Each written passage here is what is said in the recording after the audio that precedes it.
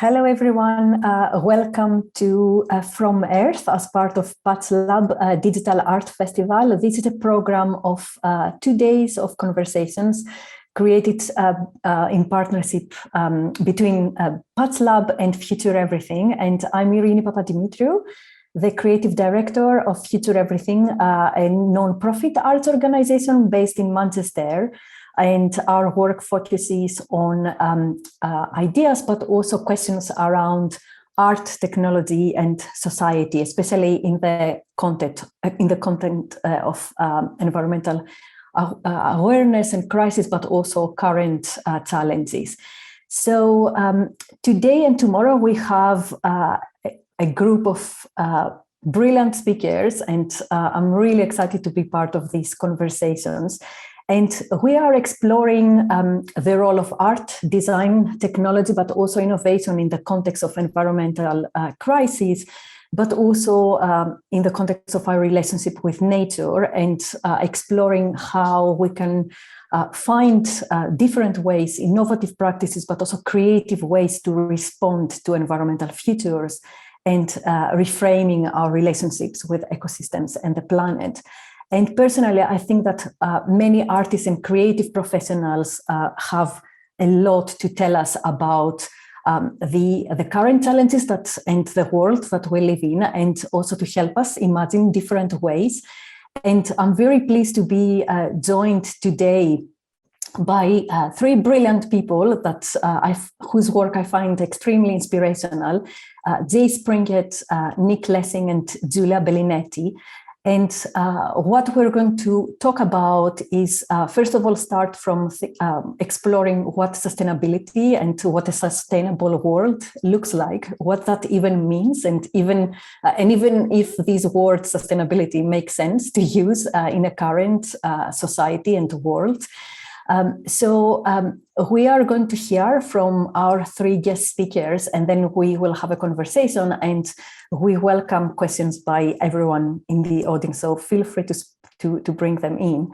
So I'm just going to start by introducing the first presenter, Springett. And Jay is a consultant, strategist, and writer, and working at the forefront of the emerging discipline of world running, creating hybrid environments, cohesive worlds that create culture via the interaction of people, place, and technologies. Jay is recognized as an articulate voice in the emerging speculative genre of solarpunk, a movement that seeks to answer and embody a question that is very relevant to our conversation today. What does a sustainable civilization look like, and how can we get there? And Jay is currently an instructor at the New Center and guest lectures on world building and futures at various universities around the world. And his work has been shown and has taken him actually in many festivals and events around the world, including Fiber Festival, Sonar Plus, D and Sound Festival, and many, many more. In 2019, Jay was selected as one of the We Are Europe 64 Faces of Europe, and he's a fellow of the Royal Society of Arts and co-founded the decentralized creative exchange Guildies, and is a member of the Global Regeneration Collab. And Jay hosts also a podcast which can be found at permanentlymoved.online. Welcome, Jay, and looking forward to hear from you and also about solarpunk. Thank you for that introduction. I'm got my 10 minutes. Made some slides. I'm just going to share my screen. Bear with me 1 second. I am screen sharing. Okay. So Irini asked us to do a little introduction to our work before we dive into the panel. So that's me. As the intro said, I'm a writer and strategist. All my work is on my blog, which is at thejmo.net. And, I've got a newsletter and all of that sort of stuff. And I host a podcast 301 seconds in length called Permanently Moved, which is a 5-minute audio essay that I've been making weekly for a very long time. I've just passed 200 episodes, and there's a lot of material to dive into. So as mentioned, I professionally work in the discipline of world running, but world building is a practice with a great deal of history. But the world to describe socio-technical systems is becoming increasingly more and more common. For the last 30 years, people have grown up playing video games both on and offline. So the world of work, Marvel, MCU, Star Wars, the art world, the Roman world, and the worlds of World of Warcraft or Fortnite can all be seen through the same lens. I'm not particularly interested in world building per se. I'm more interested in what happens after people have worlded a world into being.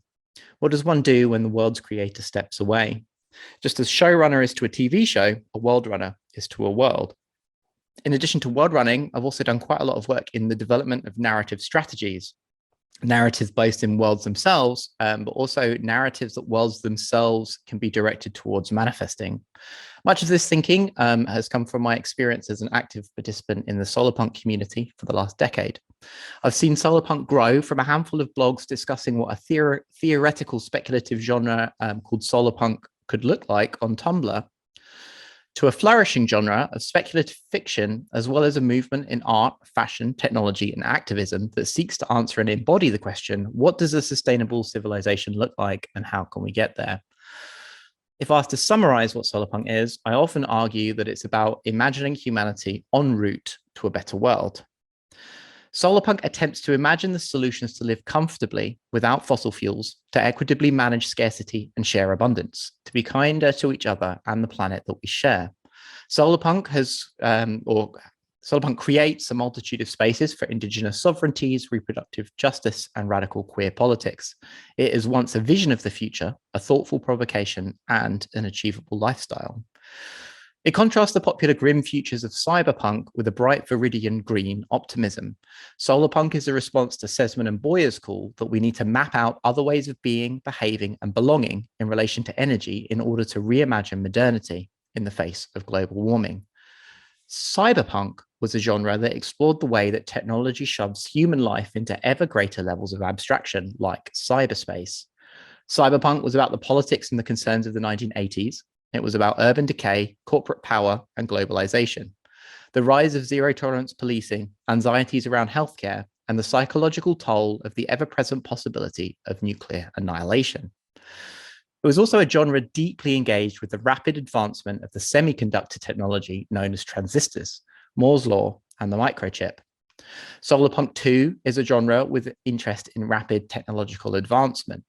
In 2014, the year that I joined solarpunks.net as an admin, the EIA, CIA, and World Bank published a graph charting the falling cost of solar energy and titled it Welcome to the Pleasure Dome.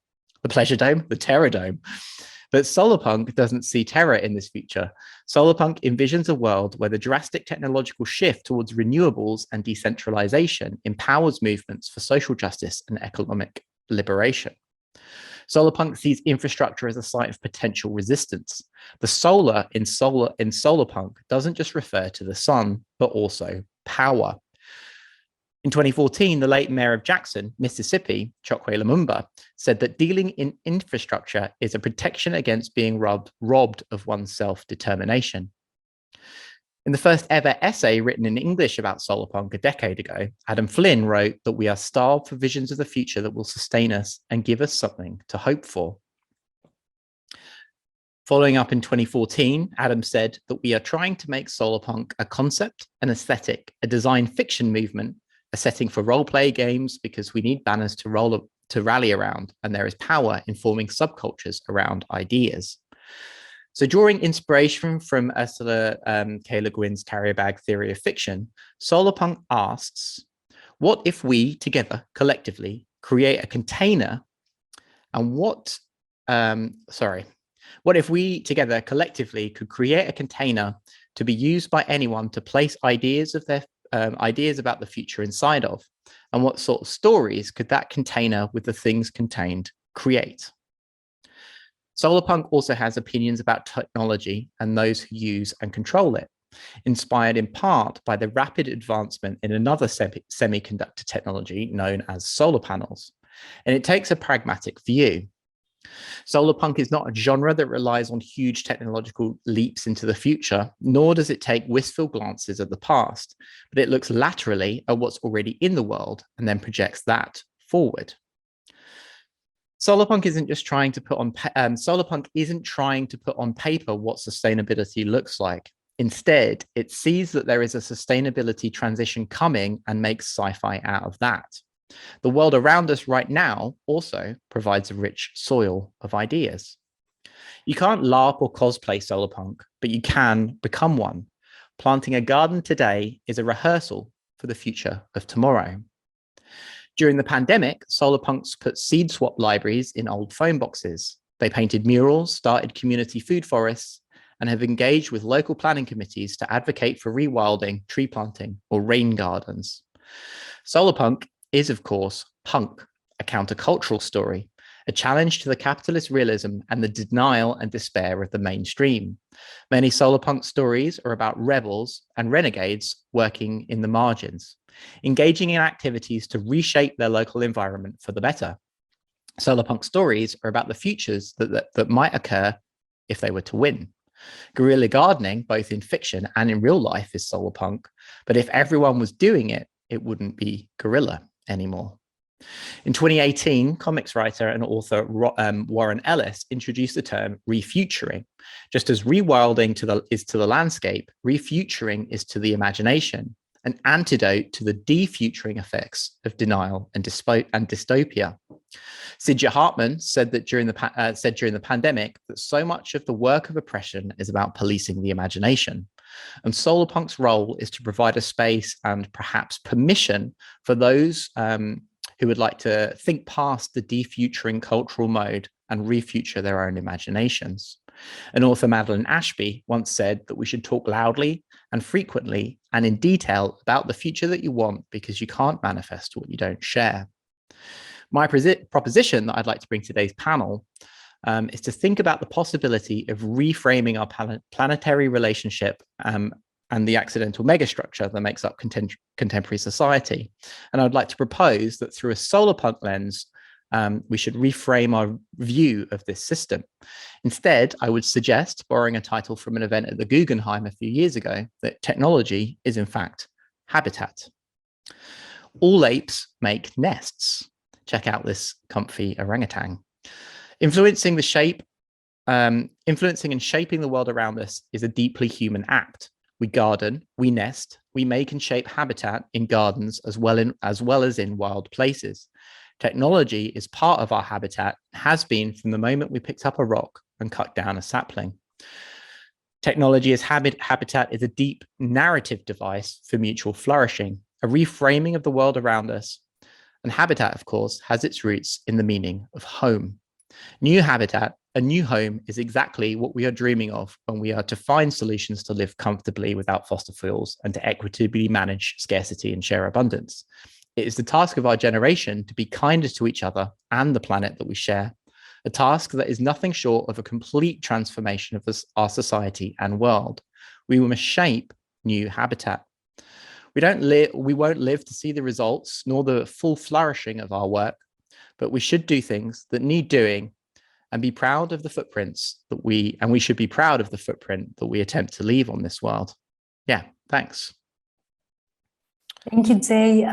That was great. And you packed so many great references that I kind of come back to all the time. And especially what you're talking about, you know, what footprint will leave for the future. It kept, as you were talking, I kept thinking of Agnes Dennis' work and of course the Tree Mountain and like this idea of like not, you know, doing something not just for its own sake and just thinking about ourselves, but also thinking about, you know, the future of the planet, the other generations, and that who are going to inherit, and of course other species as well.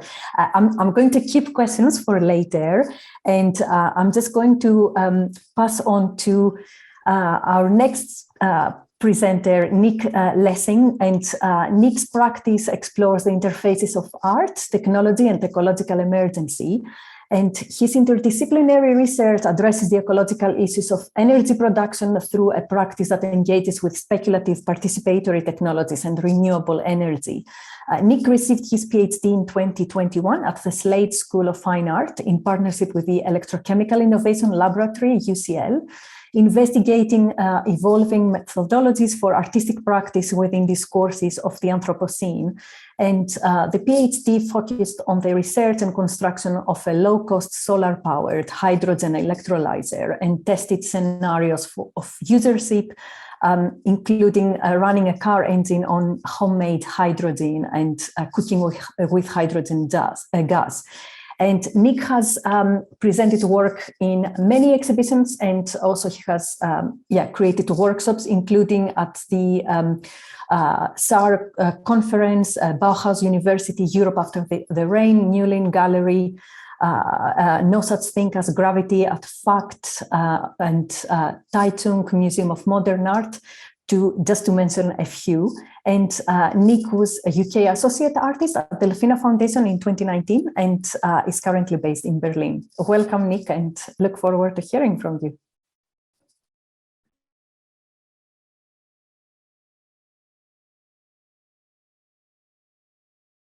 You appear to be on mute.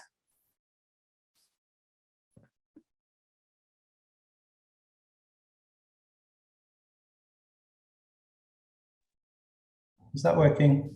Yes, thank you. Great, thank you. I will just share my screen.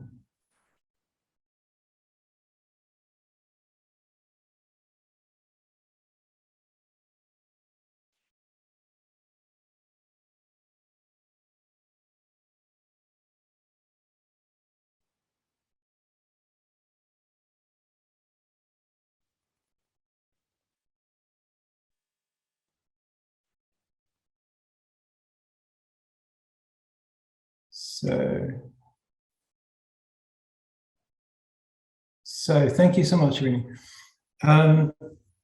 I will just start by maybe sharing just some like a kind of brief introduction to some of the kind of theory and thinking in the PhD, and then go on to kind of look at some of the work that I was making during that time. Also, like just to begin with, as a kind of introduction, like I guess I was thinking about these sort of various ways that we might we kind of think about when we think about sustainability, and of course, like there are so many kind of ways of thinking about sustainability and how we think about sustainable processes, and it's become sort of such an important kind of subject in these sort of current times. So of course there are sort of thoughts about, or ideas about kind of the reusability of materials, industrial production, and this notion of the cradle to cradle approach.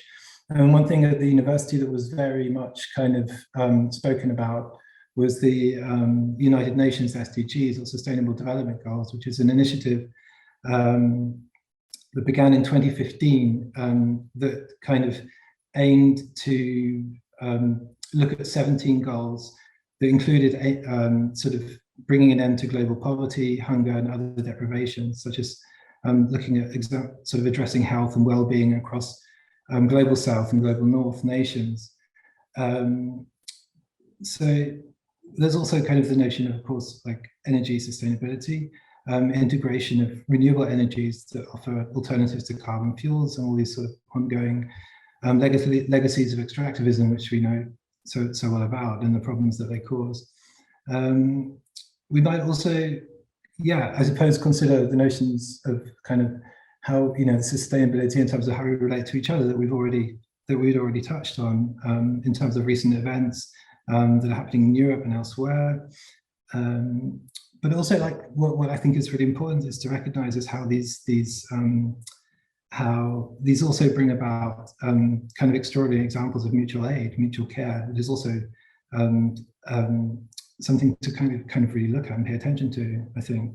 And of course, like we're seeing that increasingly as a response to climate-related disasters such as flooding and hurricanes, where we see these kind of extraordinary examples of community-led support. So there's also this kind of notion of like, how do we think about, what is this kind of impact of like freedom, like what happens to freedom in terms of sustainability? There's a sort of discussion around it kind of negating our freedoms and things like this. And I'm kind of particularly interested in looking at this notion of like this kind of imagined kind of an idea of freedom in terms of mutuality and community, that embraces ecological complexity. And that's also mindful in terms of overcoming oppression and inequality. And what comes to mind is, of course, Anna Singh's quote, staying alive for every species requires livable collaborations. So how does aesthetics help us to think about sustainability? If we look at historical practices, there are many such examples, including Gustav Metzger, Agnes Dean's, Mia Lademani-Kaley's in her Maintenance Manifesto, and then, of course, Rashida Irine's concept of nominalism, and the work of Maria Teresa Alves, just to give some very few examples. In terms of theory, I was and I found in my own reading, Joanna Zielinska and Catherine Ussoff extremely helpful in terms of thinking about anti-colonial and intersectional ethics and aesthetics for these sort of times that we're in, how that can be connected to sustainability is also pretty interesting, I think.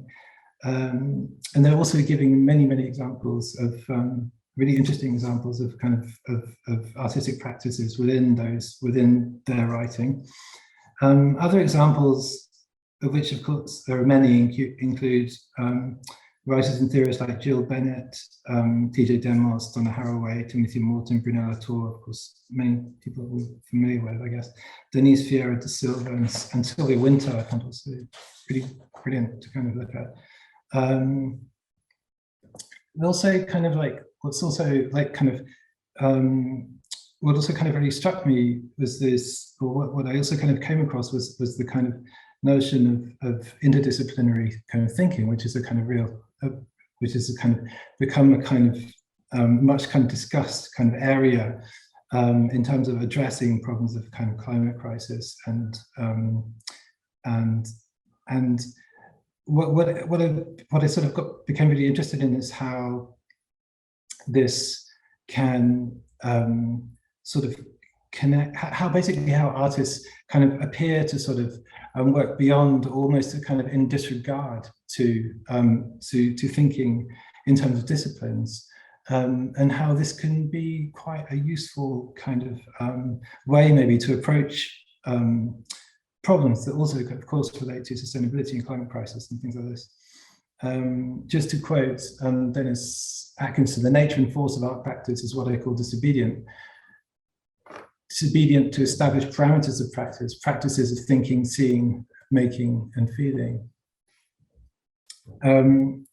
Another area of practice that I was looking at was the criteria of art utile, which was developed by Tania Bruguera, the Cuban artist and activist. She developed these 8 criteria, and there's also a website which I've got the link to there, which I guess I will read out, which proposes new uses for art within society, to use artistic thinking to challenge the field within which it operates, to respond to current urgencies, to operate on a one-to-one scale, to replace authors with initiators and spectators with users, have practical beneficial outcomes for its users, pursue sustainability, and re-establish aesthetics as a system for transformation. So I was really interested in how this could relate to my own work, particularly in terms of technology. And I didn't see too many examples of work that was doing that, was engaging with technology. My own work, my own studio practice was, or my own practice was based around an investigation of hydrogen and the idea of hydrogen as a energy carrier and as a fuel. And this is just a quote from some of my writing. Can there be livable collaborations, also with entities, substances, elements, the collaboration with hydrogen? Odorless, colorless, tasteless, and invisible. On Earth, it is bound to compounds, coal, oil, wood, and also water. Beyond Earth, most stars are mostly hydrogen.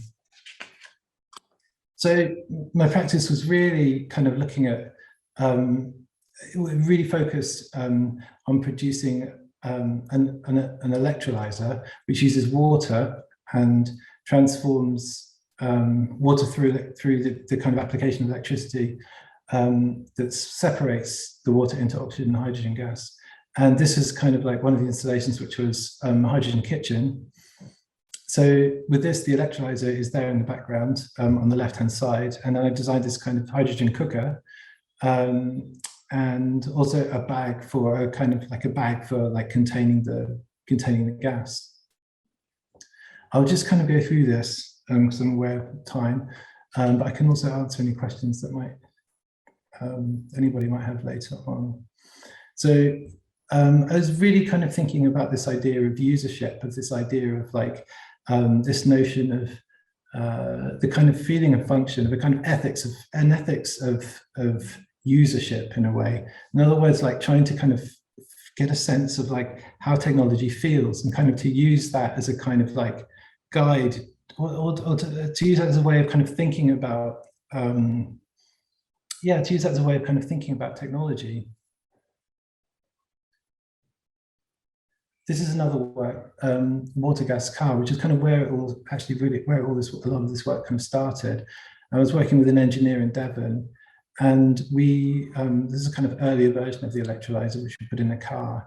And we kind of, the idea was to run the car engine on the gas, which we managed to do. There's a video on my website if you want to have a look at that. So essentially what would happen is that the solar panels would power the electrolyzer, which would slowly fill the gas bag on top of the car, and then the car could be driven. And that's the work at FACT in Liverpool. And there's another work that was kind of like that I made sort of in collaboration with UCL and their sustainability team, where I made a solar cooker with students, BA students, and we used it for kind of various ceremonies. We used it for a tea ceremony in the quad, and we used it kind of like as a way for kind of like just kind of for kind of gatherings of PhD colleagues and things like this over the winter of 2018. So there's the work in Newland Gallery. And there's another way it was kind of connected. I kind of expanded on this idea, I suppose, of like a kind of like moving from energy to thinking about food. And this is a machine called Plant Orbiter, which tests this idea that plants can grow while they're kind of being turned in this kind of rotary garden. And it uses hydroponics to kind of grow the food, the plant food. Here it is in a workshop. Two workshops actually, one in Calthorpe in King's Cross, London, and one at Delphina. And that's Harvest at Delphina. And this is a workshop I did in Italy, working with students on thinking about technologies and repurposing technologies and thinking about energy production. So I'll just end with this thought, which is not so much a provocation or question. It's more just a kind of, I suppose, it's more just a kind of idea that really struck me during my reading and kind of research that I came across looking at the philosopher Whitehead and Alfred North Whitehead. And he speaks about, he came up with this kind of wonderful idea that I thought was kind of really helpful in kind of thinking about these problems that we're kind of dealing with, or the things that we're talking about today also maybe in terms of sort of the notion of kind of flight and an airplane, or the kind of metaphor of an airplane taking off and landing. So this notion of like that we can kind of use flight as a way of like thinking about ideas of kind of exploring the imagination, and to kind of like when the plane lands back down, it's kind of these ideas can be tested kind of like on the ground. And it's this idea of like of kind of testing out ideas through the imagination, through flights of the imagination. So I'll just end with that, and thank you so much. Thank you, Nick. That's great. And yeah, there are so many thoughts coming from your great presentation and also your work as well, in particular what you were saying at the end in terms of like reparative approaches. And it's something that I've been thinking about as well quite a lot in terms of like how, although we do consume so much, like more than ever, like maybe I just feel that we have lost touch in terms of like the production of things, like there's a knowledge gap there and skills in terms of, but also thinking about like, yeah, just thinking about like production of food, making, which is kind of like has created like a gap in terms of understanding like, okay, what happens next, and also thinking in the current context, which is actually very much linked to this conversation as well, in terms of like the current situation and world where everything that we use, everything that we depend on comes from like a journey around the world, and like from resources and parts that have been created everywhere, and what are the implications of that.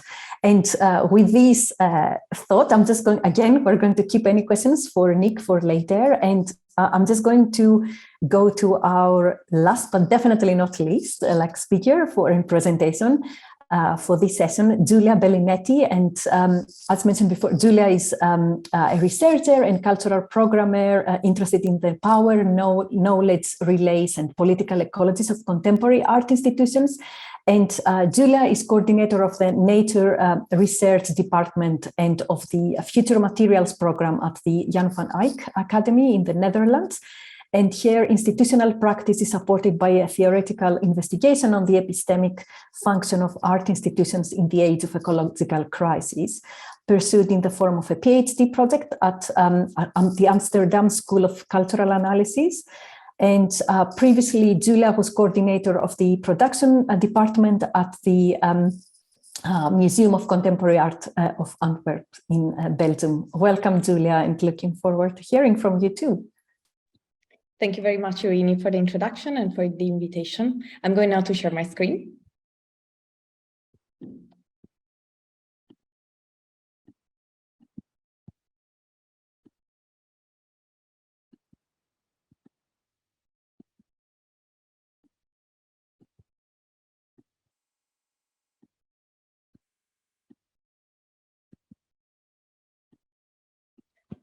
Okay. Yeah, today, like, rather than describing, like, focusing on my practice, I would like to share with you some thoughts I'm reflecting upon in relation to sustainability, both in my practice at the Jan van Eyck within the Future Materials Lab, as well as in the context of my PhD research. When, like, generally the sustainability discourse is quite puzzling to me, because it appears very often, or it's perceived very often, to be a merely human matter. I don't want to delve in this context about who's the human and who's the fully human and who's the not human at all, although these are very important subjects to bring into this conversation. But in general, like, the feeling is that humans created the problem, and humans will need to find a solution for this problem. This is like a general paradigm which, in my opinion,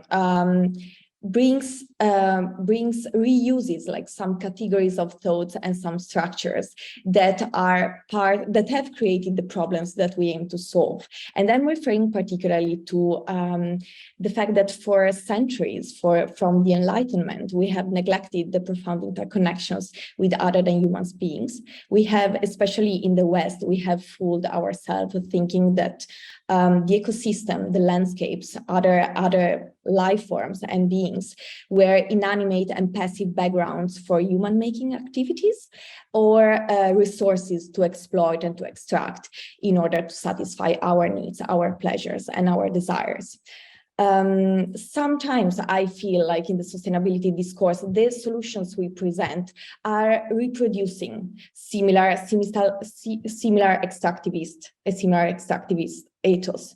And I want just to continue reflecting on this by saying that the climate change, as well as the feral viruses that have changed and are increasingly impacting our life, are showing that reality and realities are very much different. Their ecosystems and landscapes are very much alive.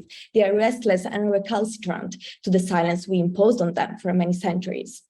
If we're really willing and able to pay attention to what is happening around us, we would understand that we're enmeshed in an entanglement of rhizomatic multi-species connections.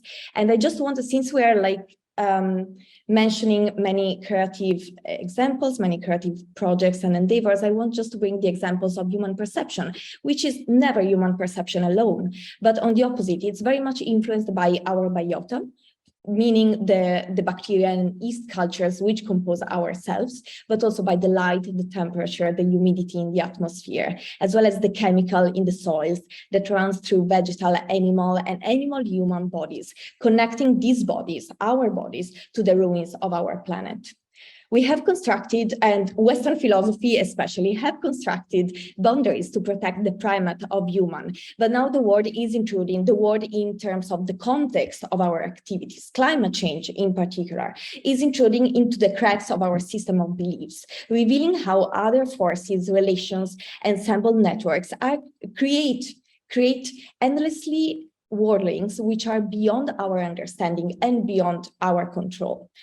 I think I would like to bring as a point of reflection, as a question to share with you, like the importance of thinking sustainability as a more than human matter, and perhaps try to embrace a reorientation of the sustainability discourse beyond anthropocentrism.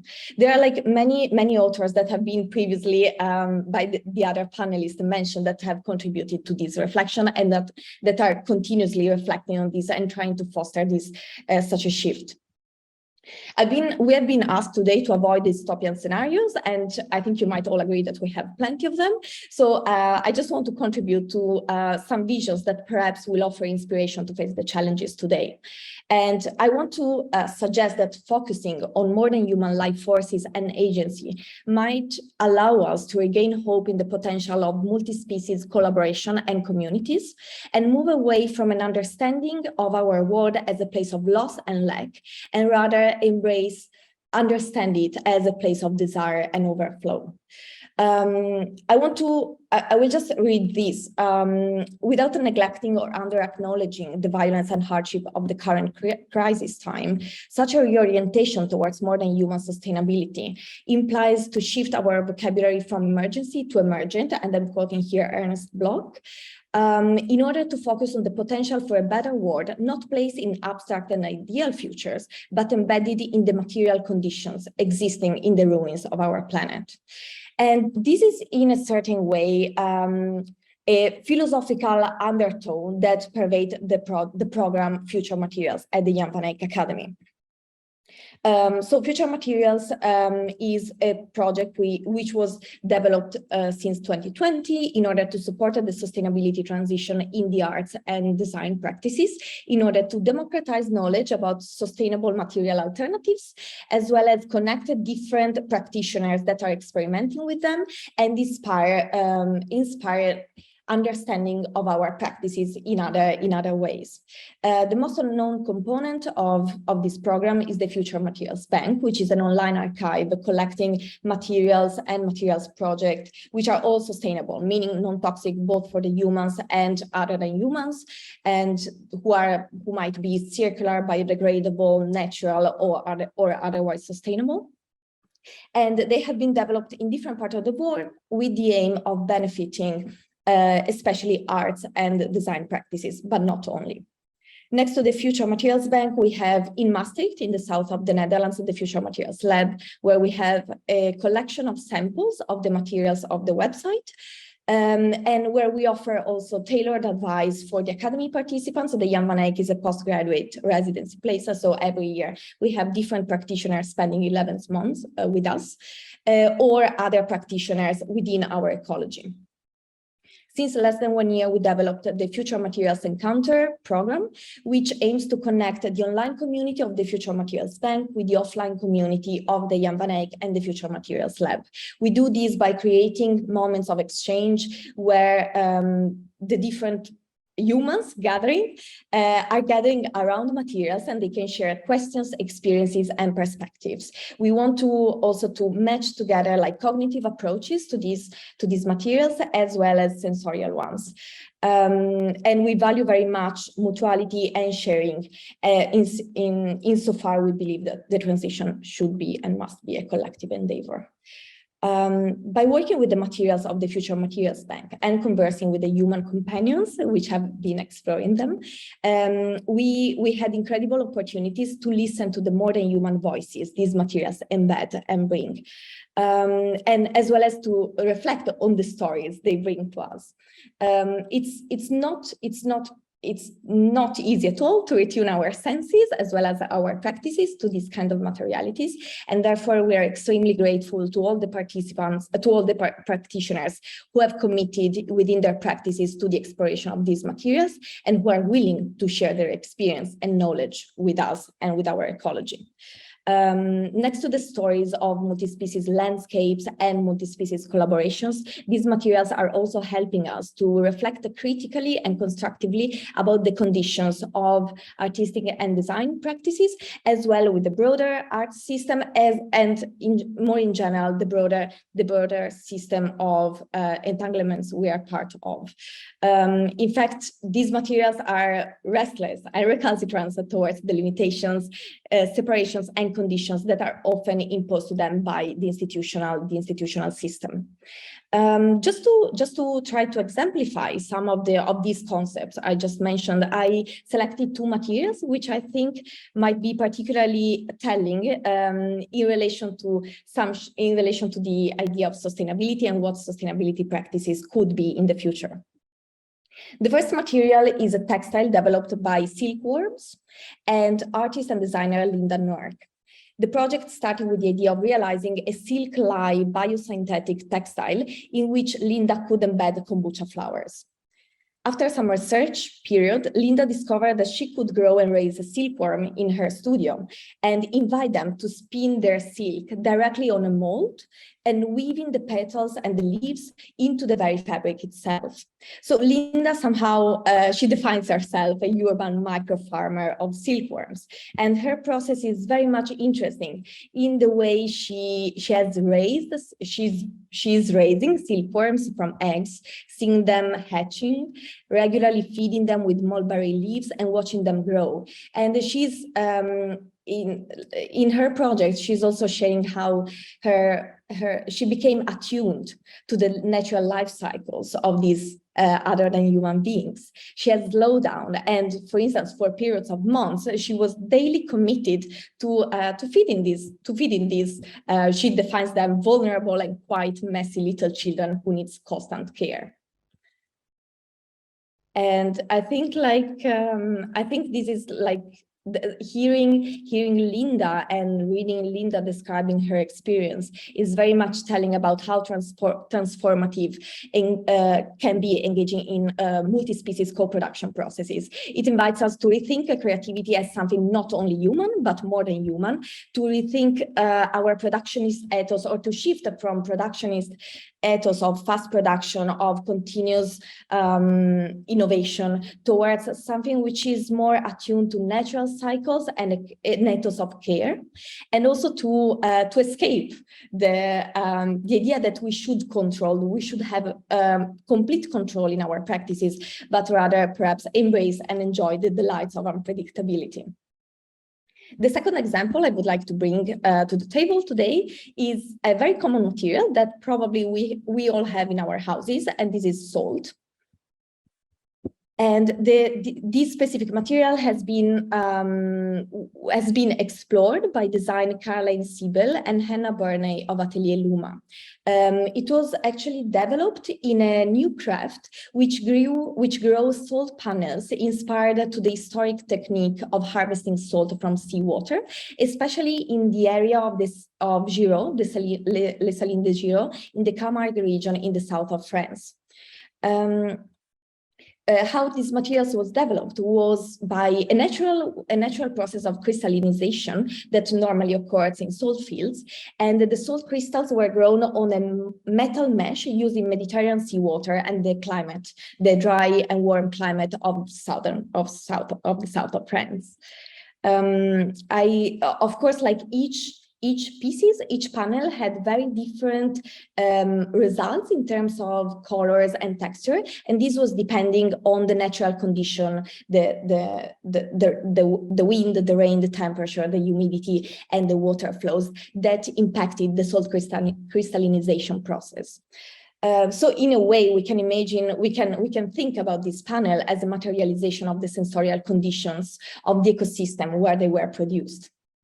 It's also, this project is particularly interesting to me because it shows another way of collaborating with the ecosystem. So it was developed in collaboration or in dialogue with ancient practices, redefined or rethought for contemporary needs and aesthetics. Hannah, Carlane were working with the old workers of the Salines, but they were working also with the natural beings of the region of the Camargue. So the water, the wind, and the sun, the temperature, and so on. And all these agents, all these more than human agents, contributed to this fully biodegradable and circular material. I hope these two examples can help us to delve into a conversation, into a dialogue now, and also that could invite us to think about the emergent potential of shifting our mindset from an anthropocentric idea of sustainability to a more than human approach, which would acknowledge the plurality and the complexity of our common worlds. Thank you very much. Thank you, Giulia, and thank you also again, Jay and Nick, for your inspiring presentations and also for your brilliant work. And I guess I'm just going to, as I said before, we're inviting questions from our audience at any point during our conversation. But I guess I just wanted to go first into just thinking about like this amazing work that you've described and you brought on the table, and also work that I'm also very well aware of in terms of designers and artists I've been collaborating with. And also just Jay, just thinking about like what you mentioned about refuturing and the imagination and allowing, rather than policing, like allowing imagination. And it's something that I've been kind of thinking all the time in terms of like what are the challenges there? Like how do we allow people to be creative, to be imaginative, and like how, because sometimes it is the work that you described, but also the work that we do like as curators, creative professionals in this world is can be can be totally people can be totally disconnected, the wider like communities can be disconnected from that. So how do we allow people to be more embedded into these creative practices? And I'm just thinking, like, if we are talking about alternative visions and alternative models and ideas of refuturing, and also moving from like ecological grief to thinking about regeneration, how do we go about that? Like, I'm just thinking about like how do we bridge these gaps, thinking about also Western and non-Western models. Sorry, this is quite a big question, but we can just maybe unpack a few things from here. Yeah, that is a really big question.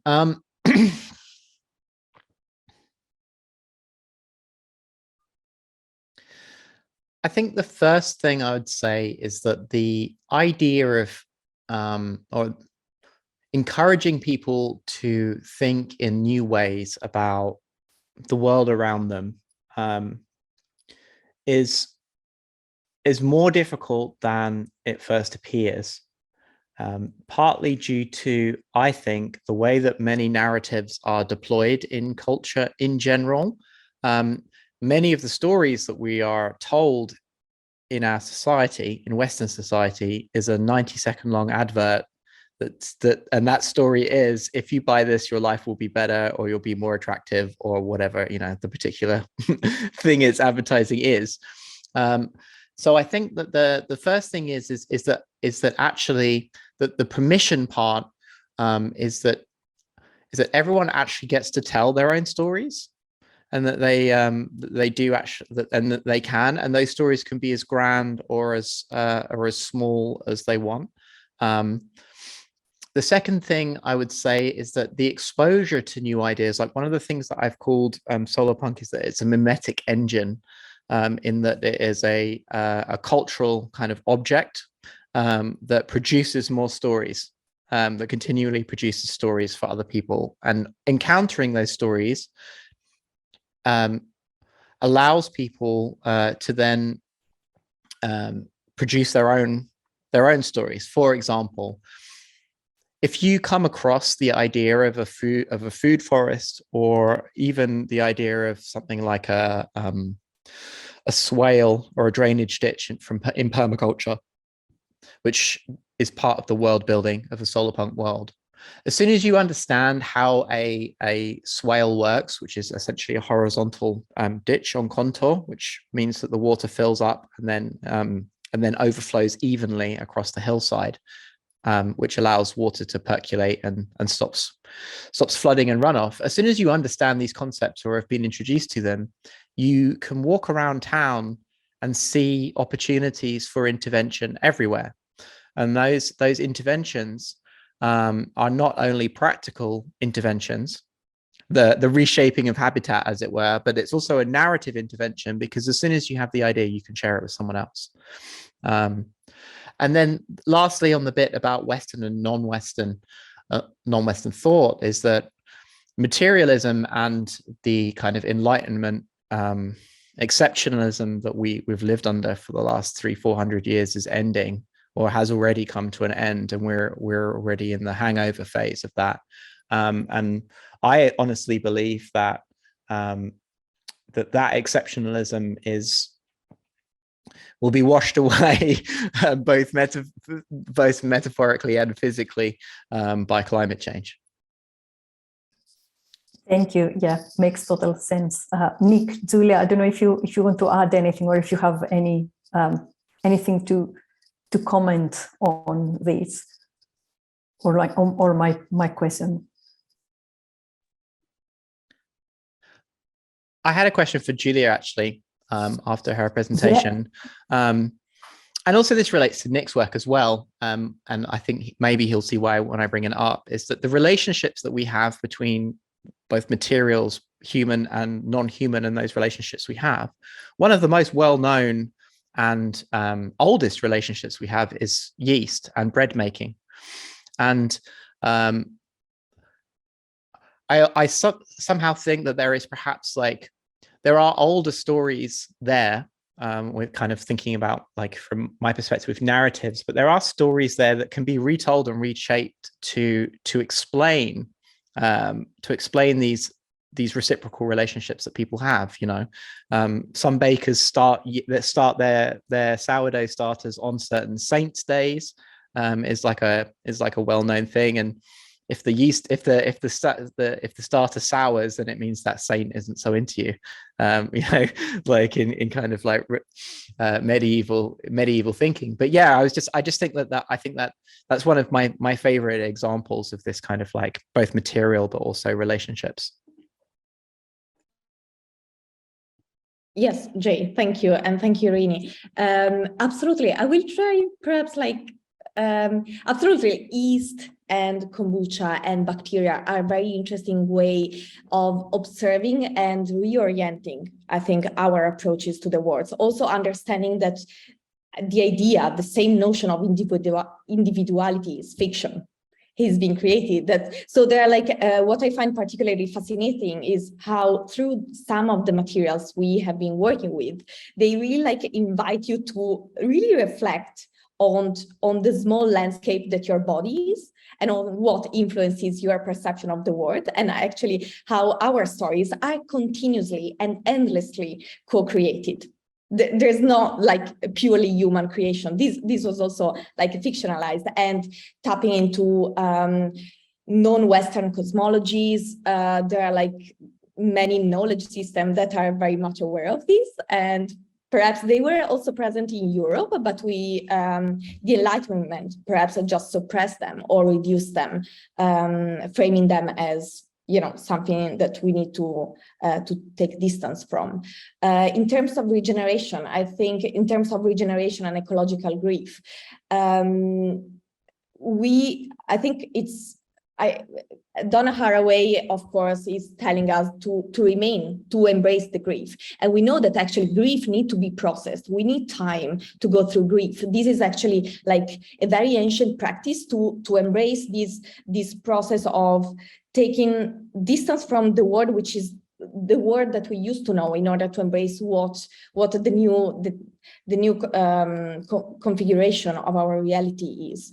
I think actually, like, what is interesting of some practices as the one you mentioned, like permaculture, but also some of these materials that are really inviting us to slow down, is really like to pay attention to the slow rhythm, as well as to the processes of decay that are very much part of ecology as we know it. Because very often we still have like these linear approaches about thinking about going forward progress as something that will reduce pain, will reduce something which we feel uncomfortable with in our lives. But I think if we look at nature, if we really allow nature to inspire us and to learn from it by slowing down and really paying attention, we would understand that also grief is an important process that we can learn from. So it's perhaps a little bit dystopic, but I think it's important really to look also at the dark side of nature and of ecology in order to understand that these are part of our ecosystem and cosmology as well. Thank you, Giulia. Yeah, so sorry, Nick, go ahead. No, sorry, thank you. Yeah, super interesting questions and points. No, what Jay, just coming back to Jay, it just made Jay's previous answer to your question. It just sort of made me think about you know, this notion of this kind of ethics of precarity, this kind of, like Jay was talking about, this idea that you know, the kind of the way that kind of like this kind of sort of climate emergency is just is in itself a kind of leveling, or, you know, I kind of understand in a way what he's saying is kind of relating to this idea that kind of Zelenska and Yusuf talk about when they talk about this ethics of precarity, that it kind of is really interesting how they kind of like build those arguments into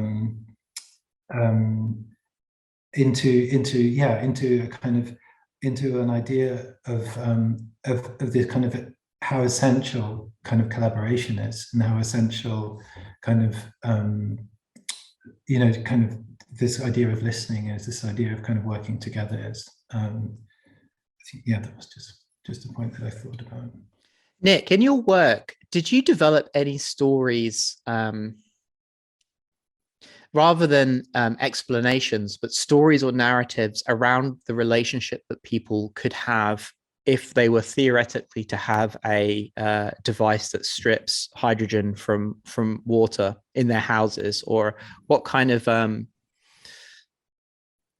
my thinking is perhaps that we're talking about relationships between the human and non-human, but also there's that relationship there between the human and like non-human as a technology, you know, and like the device that you'd have in your house that's stripping hydrogen for you, you know, as a product of, say, excess solar, or, you know, whatever story that you want. Did you develop any of those narratives with your work, or or did the audience generate them themselves?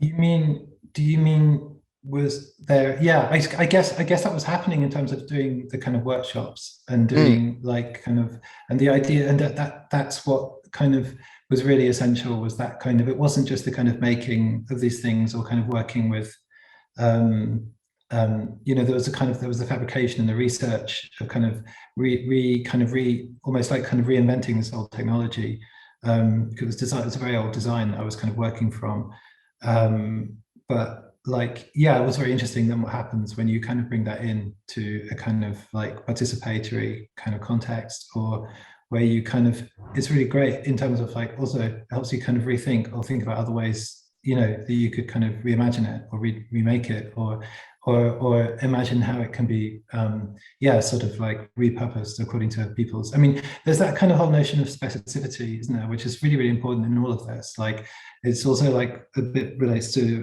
what Irini was saying about kind of how do we kind of imagine these problems in a kind of global terms. Like, we have to kind of get into specificity, don't we? We have to kind of look into the kind of granular sort of details of like how we live and how we live differently, you know, according to where we are, or our communities and all these things. Like, and yeah, no, that was a really nice aspect of kind of the work, of bringing the work, of showing the work, of the kind of this testing out these kind of notions of usership. And it happened also with the plant machine as well, with the that was because everybody has a kind of story about yeah, plants and growing, and there was something very strange about this idea of this kind of like wheel that was constantly turning, and it was somehow quite, somehow they had some kind of effectiveness in terms of like setting off these discussions, and there was some really wonderful kind of, yeah, responses, and yeah, I guess that was really happening, and that could be a really nice kind of extension to the work in a way that I haven't really developed, but it's nice when it happens in those contexts. It's almost like a design fiction object, in that you have this object and then people see it or are introduced to it, and then they imagine the world that it's from. The same with the silkworms, yeah. Weaving the plants into the dress. Like, what sort of world does this object come from? There's a really nice kind of yeah, there's this kind of really strange kind of, isn't it, like this sort of like sort of relationship, of course, between kind of futurity and how we imagined a future that was past, you know, and then kind of reinventing that future, and all those kind of plays in with kind of yeah, it's very, very interesting. I love these ideas like of thinking, because I'm just thinking now in the context of like where we're having this conversation as part of a digital art festival, and of course I've worked also with technology all this time, and also thinking about, you know, just collaborating with people also from non-arts, but also from like tech companies, etc., and thinking that how maybe, if I could say wrong, we are thinking about technology and advancement and innovation.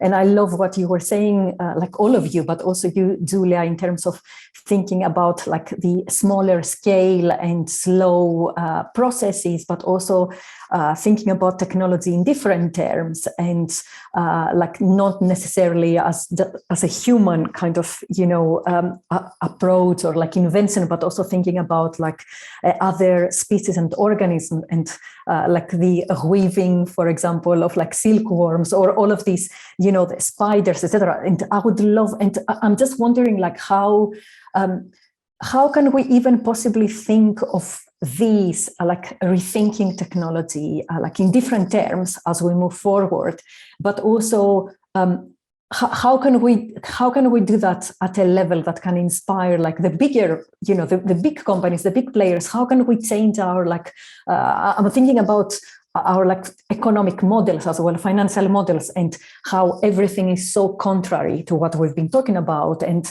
there is a lot of friction there and tension in terms of like we are facing climate crisis, which is really serious, and we see everything, you know, like happening, and but then on the other hand, we're constantly talking in the same kind of, you know, terms. I think, Jay, you mentioned that before. We're kind of rethinking everything in the same terms, like without kind of moving to a different direction. And I would love to hear your thoughts in terms of like, you know, how yeah, like any ideas. I know, again, this is like a big question and something that, but I would love to hear more in terms of like how you think that this might be reimagined or like inspire like these bigger players. Like we often think about that at FutureEverything in terms of how can we influence like big technology companies, how we can influence like the finance sector, how can we influence like people who make decisions about that when the majority of people feel like powerless to make a change, although they can make changes at like a personal or a smaller scale level. Sorry for the very long. Giulia, do you want to take that first? Yes, sure. Thank you, Jay and Irini.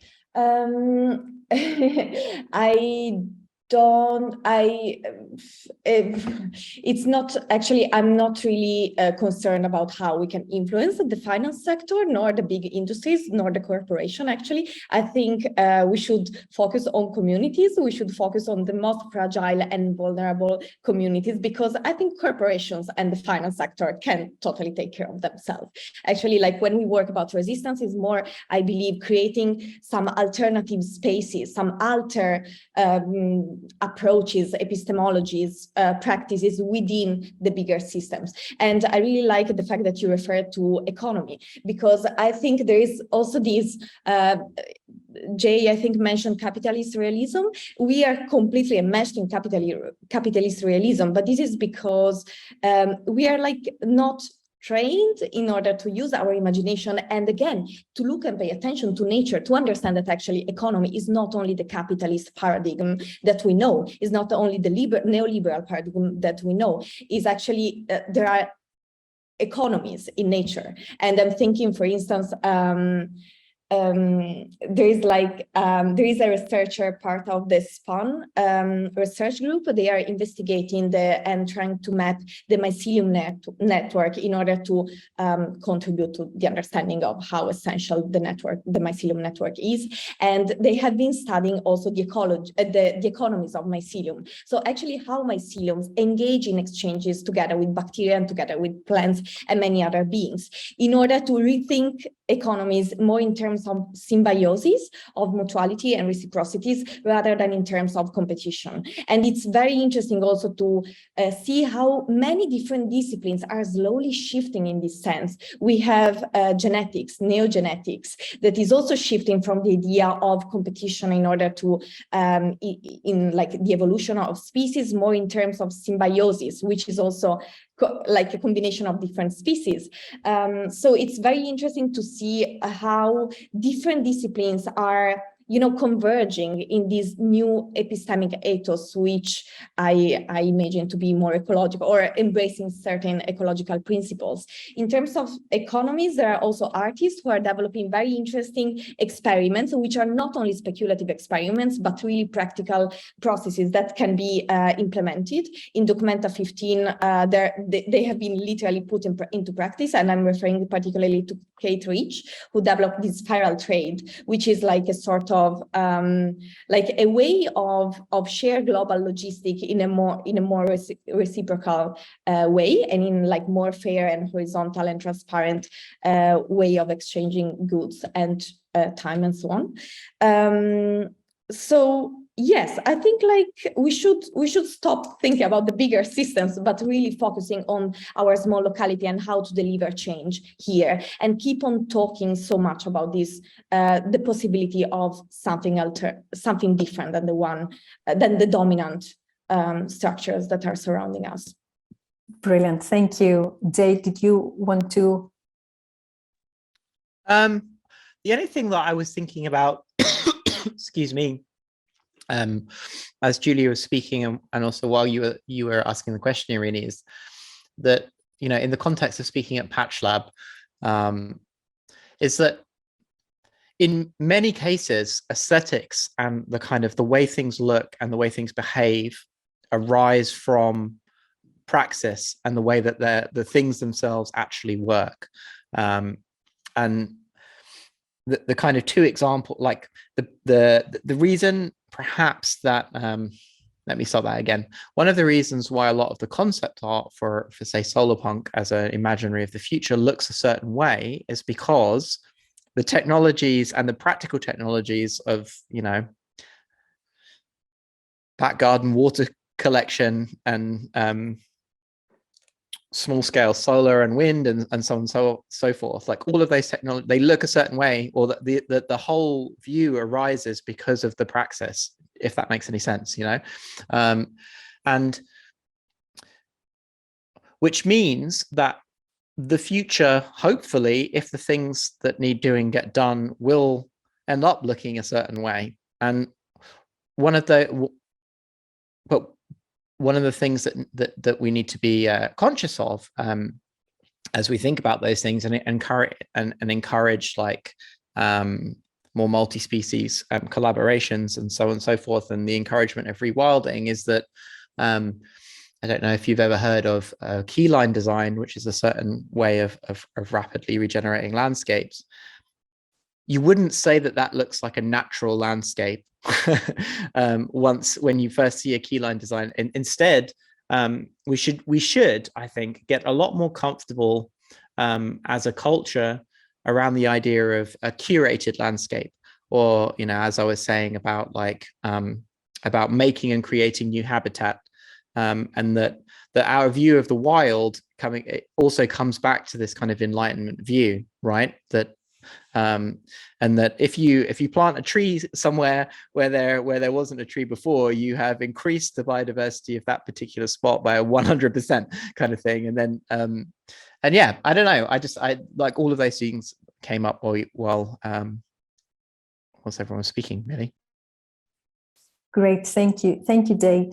Nick, I don't know if you have any comments or anything to add.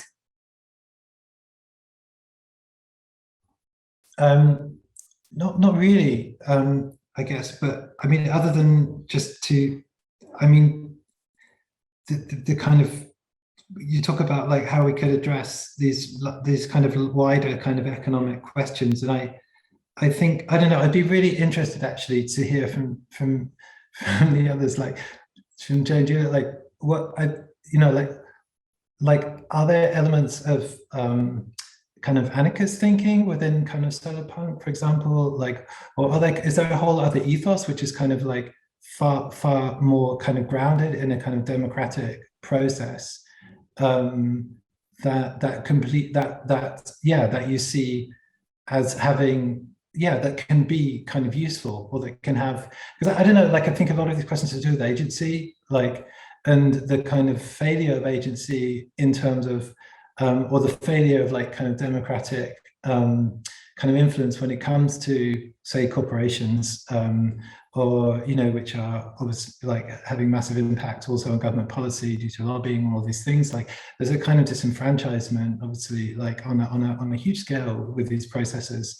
And I just wondered, like, it also made me think about kind of like solar punk, which I've only fairly recently come to learn about, but like as a kind of, as a way of kind of like responding to some of those questions or those problems, and whether we can imagine, like, whether solar punk is something which we understand as something which is more like future focused, or whether it's something which is kind of in process, which you could see, which I know we can speak about as already kind of like existing. Yeah, two things there. First of all, on the question of kind of the politics of solar punk, if you go online, then especially on Reddit, I would say that there's endless arguments backwards and forwards, as leftists want to do, about whether solar punk is Marxist or so on and so forth. But I would say that even from the very beginning, Murray Bookchin had a very like deep influence on individuals, and also just kind of on the blogs that were originally kind of like fermenting the genre. Yeah, I think the first time I ever saw Google Murray Bookchin, the meme sort of came from a solar punk blog. So there's that. And I think personally that the invitation to imagine new narratives and new futures is in itself a political act. So I'm not personally too concerned about like arguments going backwards and forwards as to what particular flavor of like, you know, economic system or how things should be arranged in the future, because the point of solar punk is to imagine new futures and then test them, you know, and then, you know, and as Paul Graham Raven says in Ways of Telling Tomorrows, you test them to destruction without consequence. And then on the other side of that, to your second part of your question, solarpunk is, as I said in my talk, solarpunk doesn't rely on any huge technological leaps. What it is more interested in is looking at the sustainable transition that is happening and then projecting those things forward. So in one of my previous talks, I've talked about solarpunk as a grand dress rehearsal. So it is both a play and an act and a story that we're both like building together and other people are telling. But again, all of this stuff that I'm talking about is the world building. The narrative itself is about the beings inside the story, and quite a lot of solarpunk stories have the climate as a main character, or the discovery of a new plant or a tree, or so on and so forth. Like it opens up a whole narrative space of possibility. It's also really interesting, just in terms, it's interesting you reference Bookchin, just also because of course he was writing before any, before this kind of current kind of era of that we're in now. I think his last writing was sort of in the 80s, isn't it? It's incredible how important his work has become. It's really interesting. And he also of course argued for this idea that kind of political structures have to become, or kind of the kind of technology of political structures have to be addressed before we can think about technology itself, and the outcomes of those technologies and how they're dependent on those political structures. Yep. Great. I guess I'm just aware of time, so I just wanted to ask. Thank you so much for your brilliant for a brilliant conversation, first of all, and of course for your great interventions and presentations. I just wanted to check if you had any final comments and thinking of, and also maybe any.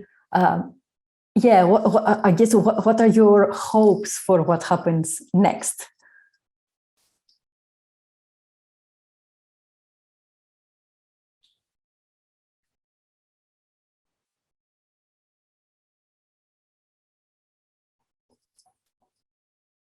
I hope there are some.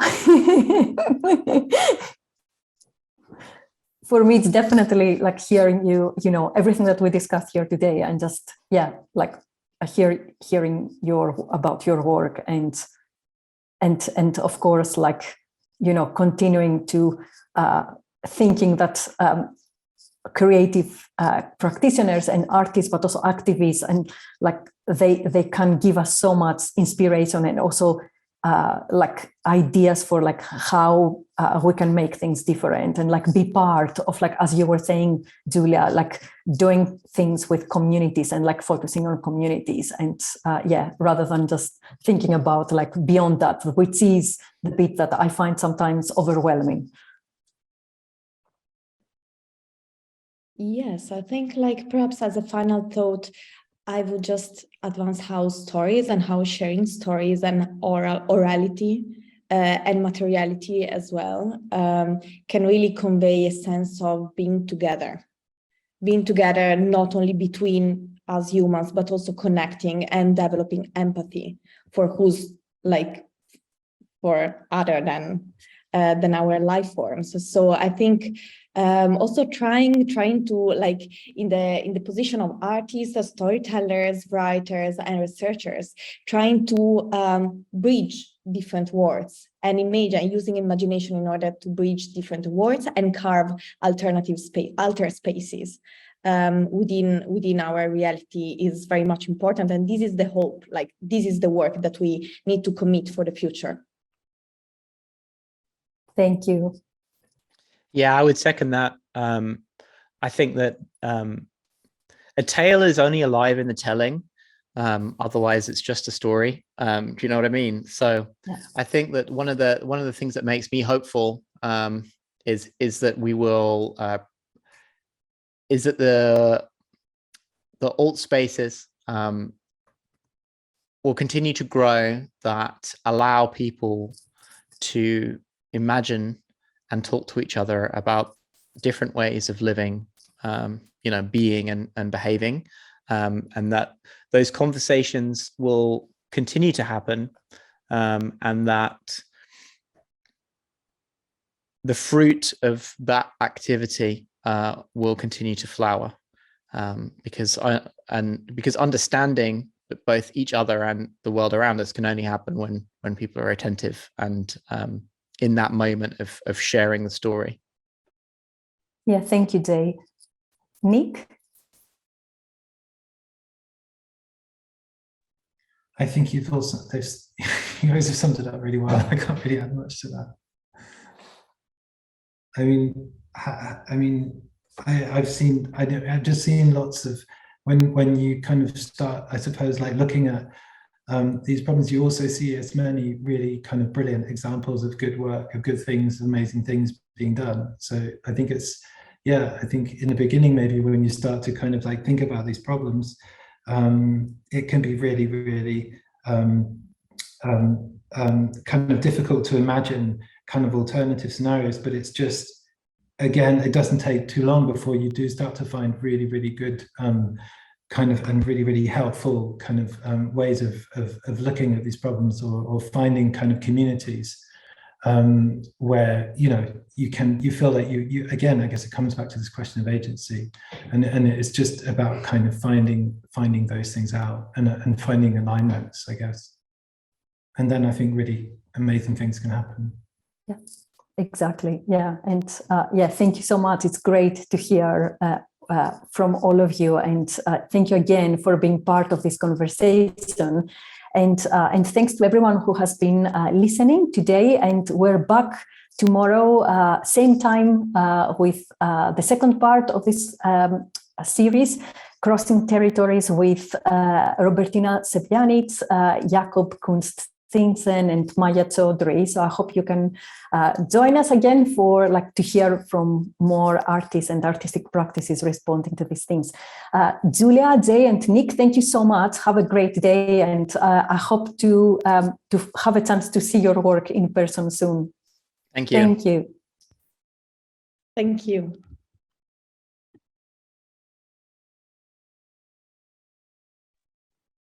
Thanks so much. Thank you. Wicked. That went really well. Thanks, guys. I really enjoyed that. Thank you so much. That was great. Yeah, thanks for everything. Yeah, brilliant. I loved having all three of you. I think your work was it was so complementing, one and to the other, and what you were talking about. So it was a brilliant conversation. Thank you again. So I'll be in touch in terms of what happens next, and honorariums and stuff like that. But huge thanks. Have a great weekend. Have a good afternoon. Yeah. Same. Bye bye. Thank you. All right. Bye. Bye. Nice Be to meet well. you all. Take care.